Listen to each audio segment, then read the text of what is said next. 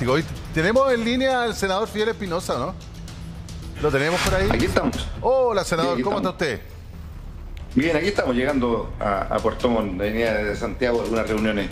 Oiga, usted también un histórico socialista. Bueno, ¿cómo ve la situación respecto de la senadora?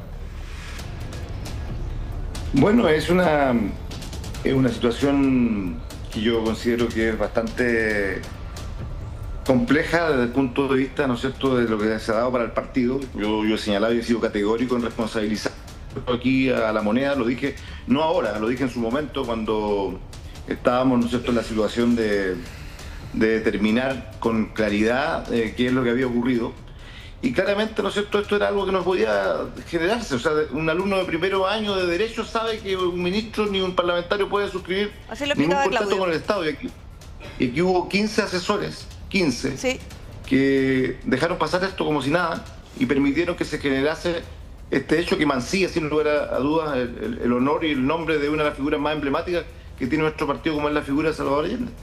Ahora, senador, le puedo preguntar ya, usted en la honestidad que lo caracteriza, senador. Cuando usted dice, yo aquí culpo a La Moneda, ¿culpa directamente a presidente Gabriel Boric en insistir en este tema? ¿Sí? Mire, yo siempre, a pesar de que he sido crítico del Frente Amplio, a pesar de que tuve confrontaciones duras, ¿no es cierto?, con el ex ministro Jackson, siempre he votado y he defendido la figura del presidente Gabriel Boric, pero en este caso tiene una responsabilidad directa. ¿La responsabilidad es de él? Totalmente, porque esta es una idea que nace de él y que después comienza a escalar, y como está lleno y rodeado de incondicionales, ninguno de esos incondicionales dijo que no se podía realizar esto, todos tuvieron que hacerle el amén. Y yo encuentro lamentable que el presidente, a quien le tengo un profundo respeto, a 24 horas que estemos como socialistas pagando los platos rotos por esto, no diga ni una sola palabra. Cuando en Chile ha ocurrido que se ha suspendido un concierto como el de Shakira, hasta el presidente sale en las redes sociales hablando de que se suspendió el concierto. Tiene toda la razón. No ha dicho nada cuando hoy día se está viviendo una situación que es tremendamente dolorosa para la historia de nuestro partido. Aquí hay tres responsabilidades para mí. El presidente, en primer lugar, sus asesores incondicionales, porque esto lo visaron 15 profesionales, 15 abogados. Hay ministros de Estado que también tienen que asumir su responsabilidad, porque aquí la única que pagó todo fue la ministra de Bienes Nacionales, que fue, ojo, la única que advirtió, la ex ministra Sandoval, fue la única que le advirtió a La Moneda de que esto no se podía hacer. Senador, no le hicieron caso y cuando se desata esta crisis es la única que sale del cargo. Nadie más ha salido del cargo por este hecho lamentable. Ya. También Senador, es responsable, ¿no es cierto?, el Frente Amplio. Y por cierto, lamentablemente debo decirlo, se mancilla la carrera prestigiosa que había tenido, porque Isabel Allende, nadie podrá decir que una persona que tuvo alguna actitud de falta de la probidad, tuvo una carrera brillante en la política. Ya, pero y se mancilla. Y nadie discute eso. Es que nadie discute eso, senador. Ella tuvo una carrera, imagínense, más de 30 años, que nadie podría cuestionarla. Pero resulta que, considerando el conocimiento, la experiencia de la senadora Isabel Allende, y sobre todo en su cargo como senadora, usted también es senador. ¿Por qué cree que la convencieron? ¿Por qué accedió si es ella la que podría haber dicho, ¡ey, no! Porque totalmente, cuando uno llega al Congreso, la primera pregunta que se le hace, yo cuando llegué la primera vez como diputado, hace hartos años atrás, la primera pregunta que me dijeron, ¿usted tiene una cuenta del Banco Estado? Claro. Sí, tengo una cuenta del Banco Estado. No puede tener cuenta en el Banco Estado, porque es un contrato con el Estado. Y tuve que eliminarla. Es lo primero que uno sabe. Entonces ahí yo comparto plenamente que hay también responsabilidades de la senadora y de Maya. ¿Y por qué? Fueron convencidas. ¿Pero por qué cree que la convencieron? Porque el presidente Boric, el error que comete es tratar, ¿no es cierto?, de pasar a la historia con el legado de Salvador Allende. Entonces, el pasar a la historia era afirmar, ¿no es cierto?, que en este gobierno se le compró la casa a Salvador Allende y que además cometieron la desprolijidad incluso de pensar que esa casa la podían pasar a la propia fundación de la familia Allende. Eso era como una compra con elástico.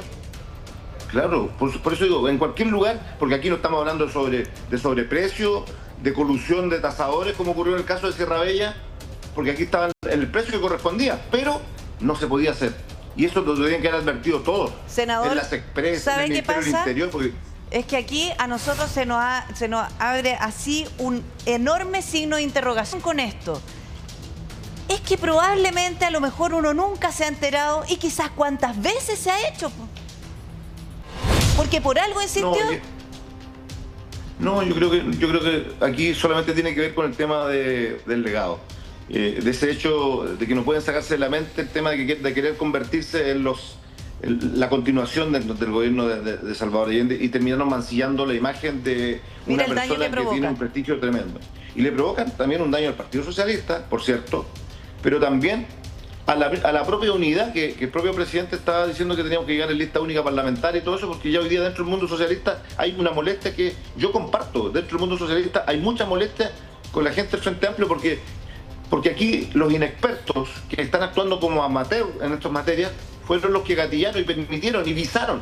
Si aquí no estamos hablando siquiera de que fueron opiniones, fueron visadas. Sí, esos contratos fueron visados por 15 profesionales, abogados, senador, que tienen sueldos millonarios. Pero es que eso llama la atención. Usted dice son unos inexpertos, mira, aquí incluso fueron visados, qué sé yo, pero la senadora no es una inexperta y era la que tenía que poner la firma. ¿Por qué no se opone? Ella debió, o sea, además los familiares de la senadora eran los que conducieron este proceso y eran abogados. Entonces, por lo tanto, aquí hubo un cúmulo de errores. Yo de verdad que lo lamento mucho con ella por su trayectoria, pero ella también tiene que asumir un poquito la responsabilidad que tiene en esto. Tiene que asumir que ella cometió errores y no circunscribirse solamente hoy día a decir que sigue diciendo que no es un acto inconstitucional. Es más, voy a ser justo con las ministras que votaron ayer por este tema, porque ya la están criticando. Yo escuchaba a un diputado, que fueron designadas por el presidente. Un diputado de mi propio partido estaba indignado con el Tribunal Constitucional, de que no tenemos que echarle la culpa al Tribunal Constitucional. El Tribunal Constitucional está para dirimir, y esos jueces tienen que dirimir de acuerdo a los antecedentes que tienen en la mesa. Y esos antecedentes, lamentablemente en este caso, señalaron de que este contrato era inconstitucional. Y nosotros no somos quienes para poner hoy día en cuestionamiento aquello, porque están cuestionando que hay dos ministras que eran del Frente Amplio que votaron por la destitución, pero ellas están cumpliendo con su obligación. Ellas no tienen que actuar políticamente. El Tribunal Constitucional no es un tribunal político, como lo dijo un diputado de una manera bastante grave hace un par de horas atrás. Nadie ha dicho nada de eso. El tribunal no debe ser un tribunal. El Tribunal Constitucional está para dirimir si una ley, senador, un acto es constitucional o no. ¿Le puedo hacer una pregunta? ¿Le llamó a usted la atención, aquí nosotros lo comentamos, las declaraciones de la vocera de gobierno al decir que aquí se está sentando un precedente grave? Son gravísimas. Que una vocera de gobierno diga eso es algo bastante grave, porque desde la moneda lo que tiene que hacerse, tanto en estos fallos del Tribunal Constitucional, nos gusten o no, porque han habido fallos del Tribunal Constitucional que también han sido bastante, algunos cuestionables, pero son los fallos de un tribunal que es un poder autónomo del Estado y que tienen que respetarse. Entonces la vocera del gobierno debiese ser mucho más cuidadosa, porque el precedente malo lo está marcando ella con sus declaraciones. De todas maneras, senador, no puedo dejar de preguntarle lo siguiente, porque fíjese que una de las cosas de las cuales hemos sido testigos todos los que seguimos la política en el día a día, es que el socialismo democrático, donde su eje fundamental, diría yo, por historia, por todo lo que representa el Partido Socialista, tuvo que dar pasos al frente en este gobierno para entregarle otras cosas, gobernabilidad, en los momentos más difíciles cuando se estaban instalando. ¿Se acuerdan ustedes? Sí. Ha tenido que pagar, y después pasa esto, ha tenido que pagar un alto costo el Partido Socialista, me imagino yo. ¿Cómo analiza usted esta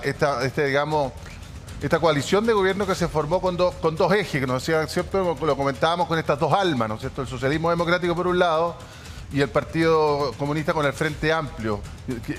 A 11 meses de que termine el gobierno, ¿cuál es el balance que hace usted también? El balance que hago es que, primero, me siento muy orgulloso de haber sido uno de los pocos que sacó la voz en su momento y que fui cuestionado duramente dentro de mi propio partido por plantear, ¿no es cierto?, situaciones que todo el país conoció y que condenó, como fueron los actos de corrupción del Frente Amplio, como fueron sus posiciones divergentes que tuvieron con nosotros en materia de seguridad. Recuerde usted cuando aprobamos la ley de Nair Retamal para entregarle mayores atribuciones a las policías, que nos dijeron desde el ala más extrema de la izquierda de nuestro país. Entonces, desde ese punto de vista, hoy día, esto viene a reafirmar que nosotros no podemos tener lista unitaria. Primera cosa, desde mi punto de vista, tenemos que ir y retomar, ¿no es cierto?, esa fuerza política con la democracia cristiana, con lo que fue la desconcertación. Y confluir a lo mejor en un programa en segunda vuelta, en un programa presidencial en segunda vuelta que podamos coincidir, pero tenemos materias divergentes, tenemos formas de enfrentar la política de manera diversa. Y claramente el Partido Socialista fue un sostén, y ha sido un sostén con sus ministros, muy importante para la viabilidad de este gobierno, para sacar adelante las reformas que el presidente Boric ha impulsado, como la reforma de las pensiones. Y a propósito del presidente... Sin el Partido Socialista, a lo mejor eso no hubiese ocurrido. ¿Perdón? No, que a propósito del presidente, ¿usted espera que haga una declaración, que dé, digamos, alguna explicación, sobre todo pensando en su partido y en la gente? O sea, yo espero que del presidente, repito, a quien le tengo un profundo respeto, yo espero que él salga dando una explicación y asumiendo también una autocrítica. O sea, repito, el presidente de repente lo vemos tuitear de temas de la contingencia, de los temas culturales o de tal concierto, pero este es un tema relevante. Aquí se le ha hecho un daño y se le ha provocado un daño al Partido Socialista y a la figura de uno de sus hombres más emblemáticos. Sí. Y eso tiene que tener, ¿no es cierto?, una respuesta por parte de él, que es el principal responsable de que esto haya ocurrido y que haya hecho, ¿no es cierto?, de una u otra manera desencadenar una destitución por primera vez. Se destituye a una senadora que además nunca ha sido una persona, repito, que ha cometido un acto impropio, un acto de falta de la probidad. Siempre ha sido muy ajustada ella en sus actuaciones y ha sido un aporte legislativo al país. Senador Francesco, por acá le quiero hacer una pregunta, que lo conversábamos antes acá en el programa. Si el Tribunal Constitucional fue tan contundente hasta donde sabemos para destituir a una persona tan emblemática como Isabel Allende, esa información, ese dato, ese fallo, ¿puede ser utilizado para acusar constitucionalmente al presidente Boric? ¿Cómo va esa situación? Bueno, yo espero que no, yo espero que no. Yo creo que una nueva acusación constitucional no le hace bien, por cierto. Pero se puede abrir una posibilidad. ¿Pero usted cree que el Partido Republicano no lo va a buscar? Yo creo que lo va a buscar, pero no tiene los votos para aquello. Yo creo que una de las cosas que sí ha demostrado Chile es dejar, ¿no es cierto?, que los gobiernos terminen su mandato como corresponde y que no nos transformemos en un Perú en donde ni un presidente termina su gobierno. Aquí nosotros también en su momento tenemos que actuar con responsabilidad. Y el llamado que hago yo es que, bueno, aquí ya han logrado su objetivo, se ha destituido a una parlamentaria, que era lo que quería el republicano, buscó los argumentos, los consiguió, y yo espero que nos preocupemos de los temas país, de los temas que nos afectan a los chilenos hoy día. Y bueno, el presidente asuma su responsabilidad política, reconociendo, ¿no es cierto?, que se cometió un error, y que trabajemos por los temas que a Chile le interesan, que son los temas de seguridad, los temas de salud, los temas que hoy día afligen el bolsillo de nuestros compatriotas. Yo creo que igual, con todo respeto, senador, el partido Republicano puede que tenga algún interés. Incluso las malas lenguas, yo lo voy a plantear, las malas lenguas dicen que básicamente también se dejó caer a Isabel Allende para que no cayera el presidente Boric o varios más. Como cortafuego. Mira, yo creo que eso no va a prosperar. Yo espero que no prospere. Porque, repito, o sea, una de las cosas que tenemos que valorar de nuestro país es que siempre ha tenido estabilidad política, que en su momento, incluso cuando en los momentos más críticos que tuvo en el estallido social el presidente Piñera, que en paz descanse, en sus peores momentos hubo un sector de la izquierda, nuestro sector de la izquierda, que dio también la estabilidad a ese gobierno cuando muchos... El suyo, pero no el del presidente. Claro, no terminaba ese mandato, ¿perdón? El suyo, pero no el del presidente. Claro. El sector del presidente quería que Sebastián Piñera... dos veces, además. Ellos respondan por su acto. Nosotros actuamos republicanamente y soberanamente, entendiendo de que cuando un país o un gobierno no termina su mandato, se desencadena una crisis democrática de la cual Chile, ¿no es cierto?, está muy lejos. Ojalá que vuelva a ocurrir, y espero que los republicanos entiendan eso. Senador, Claudio Valdivia por aquí. Usted señalaba un punto que es correcto, quizás no existan los votos políticos, no existan los argumentos políticos para que una acción constitucional en contra del presidente prospere. Se lo planteo de otra forma. A partir de lo que ocurrió en el Tribunal Constitucional, ¿usted cree que al menos hay argumentos jurídicos para impulsar una acusación constitucional? O sea, usted sabe que las acusaciones constitucionales muchas veces han sido hasta extremadamente rebuscadas de uno y otro gobierno. Yo no estoy diciendo que... Porque también el Frente Amplio fue experto en acusaciones constitucionales en su momento. Entonces uno tiene que supeditarse, ¿no es cierto?, a los hechos jurídicos. Claro, pueden haber elementos. Yo lo que creo sí es que el Parlamento, por lo menos la Cámara de Diputados y el Senado, no se van a dar los 2 tercios que se requieren para destituir a un presidente. No sería bueno para nuestra democracia. Y espero, ¿no es cierto?, que... Repito una vez más lo que estoy diciendo. ¿Qué esperan los chilenos? Que nos dejemos de acusaciones constitucionales y trabajemos por el bien de nuestros ciudadanos, que es lo que nos están esperando que hagamos en el día a día. Ay, porque seguimos perdiendo el tiempo. Mire, mi senador, me gustaría compartir con usted este artículo que salió en la segunda, que salió antes de conocerse el fallo del Tribunal Constitucional, Y dice, polémica sigue, hoy te se ve el caso de la senadora. Pero hasta el momento decía, 14 funcionarios que sobrevivieron a despidos por compra de la Casa de Allende. La fallida operación ha provocado renuncias, despidos, ubicaciones y ya dejó fuera a 2 ministras y un asesor de Boric. Y acá está quienes participaron en esto.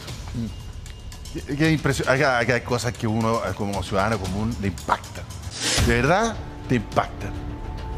Por ejemplo, Nélida Pozo, directora nacional del Servicio Patrimonial Cultural, profesora de educación básica, magíster en antropología y gestión de políticas públicas, quien entiendo, y según la nota, dice que antes de llegar a la notaría donde se realizó la operación en Santiago, la adquisición pasó por las manos de ella, de una decena de funcionarios, entre ellos muchos abogados. Primero, la determinación del presidente quedó en manos de ella. Claro. Ella es el origen, Repe. Cuando el presidente toma la decisión, ella dice, usted se hace cargo. Ya. El tema es que recibe la friolera suma de 9.350.000 pesos de sueldo. Eso es lo que decía el senador, que toda esta cantidad de asesores con unos sueldos millonarios y ninguno se dio cuenta. Bueno, seguimos mostrando más gente. Pero sigue la línea. ¿Quién es la jefa de gabinete de ella? ¿Quién es la jefa de gabinete de Nélida Pozo? Paz Carmona. Paz Carmona, jefa de gabinete de la directora del Servicio de Patrimonio Cultural. Ella es administrador público. ¿Hija de quién? De Lautaro Carmona. ¿Hija de Lautaro? Sí. Bueno. 5.639.000 pesos. Cierto, escandaloso. Es que uno imagina que con esos sueldos son personas totalmente capacitadas para tomar las mejores decisiones y mira lo que pasa. Por eso es importante considerar el sueldo. Ya, mira. Sigue. A ver, es que la nota trae otros detalles. Entonces déjame ir leyendo y voy a la persona. ¿Les parece? Porque dice que, claro, Paz Carmona, hija del presidente del PC, Lautaro Carmona. Pozo, Nélida, está casada con el histórico dirigente de la ENAP y consejero de la CUT, Norberto Díaz. Dice más, según... me lo subo un poquito y después volvemos a la foto. Según un artículo de El Mercurio, el 7 de marzo, en esta institución también tuvo un rol el abogado José Cortés. Acá está. Asesor del Gabinete del Servicio de Patrimonio. O sea, está la directora del Servicio de Patrimonio, que tiene una jefa de gabinete, y él es asesor del gabinete. Abogado, 4 millones de pesos recibe, ¿ya?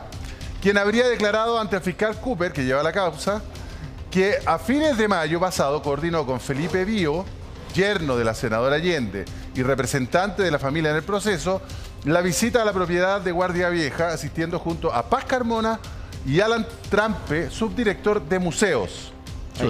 Ayúdame a encontrarlo. Ahí está al lado del artículo. Subdirector de museos, licenciado en Teoría de la Historia del Arte, 5,6 millones. ¿No es cierto? Todos siguen en sus cargos. Otro que tuvo un rol y posterior cambio de funciones fue Gonzalo Pinto. Está en la esquina superior derecha. Arriba. Esquina superior derecha. Gonzalo Pinto. Gonzalo Pinto, ex jefe de gabinete de la ministra de Cultura, actual asesor de gabinete. Era jefe y ahora es asesor. Sí. Administrador público, 6.300.000. Sigue la nota. ¿Y están al horario los asesores? O sea, toda esta gente, mira. Sube nomás. Sube nomás. Quiero seguir leyendo la nota. Ahí estamos. Ya, Paz Carmona y Alan Trampe son director de museos. Todos siguen en sus cargos. Gonzalo Pinto, llegamos, ¿no es cierto?, jefe de gabinete de la ministra de las Culturas hasta octubre. En noviembre pasó a ser asesor del gabinete.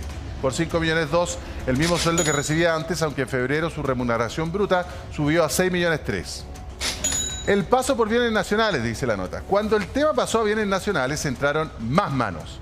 El decreto firmado por el presidente, del cual tomó razón el subcontralor Víctor Hugo Merino, el 25 de noviembre, tiene las iniciales de 7 personas del ministerio.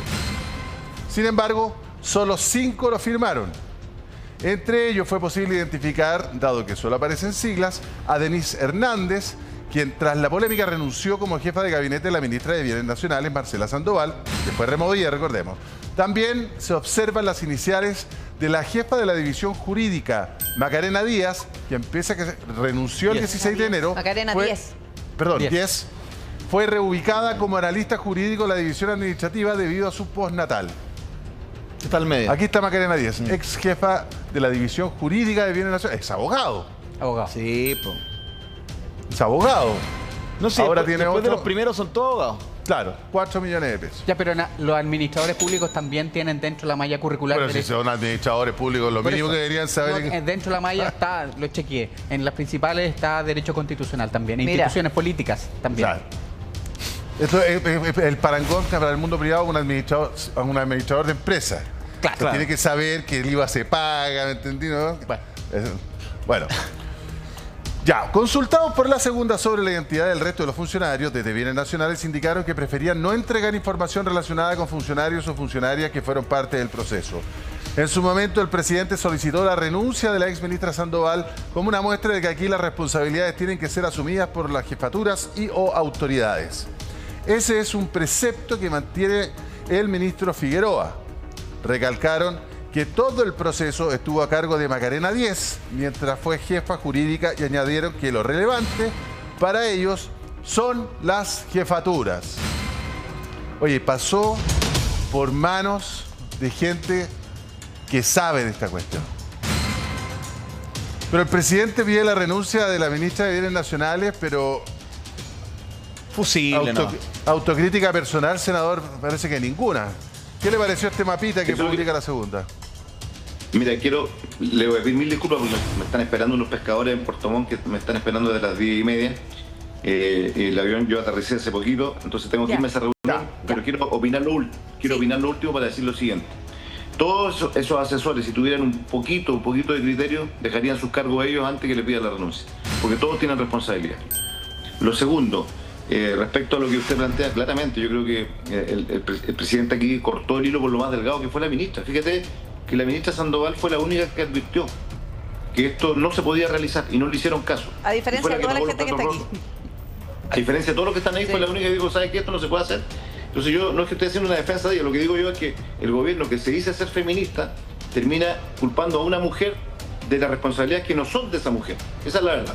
Entonces también allí hay que tener una autocrítica que se actuó mal, por eso después terminó saliendo Crispi y todos los demás, porque ellos en el segundo piso de la moneda, en vez de poner agua fría, que esto no se podía realizar, asusaron la fiesta, asusaron el fuego, en definitiva para que lo concretaran y pasaran a la historia y quedara el legado de la historia con la firma del presidente, que este gobierno, no sé, todavía ha sido el que compró esa emblemática vivienda.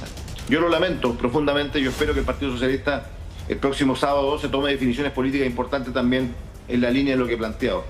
Listas separadas, ¿no es cierto?, parlamentarias, es lo mínimo que podemos hacer después de lo que han hecho pagar costos lamentables por parte del Frente Amplio y del gobierno. Muy bien, senador Fidel Espinosa, 1.000.000 de gracias. Mucha suerte en su reunión ahí con los pescadores. Que esté muy bien.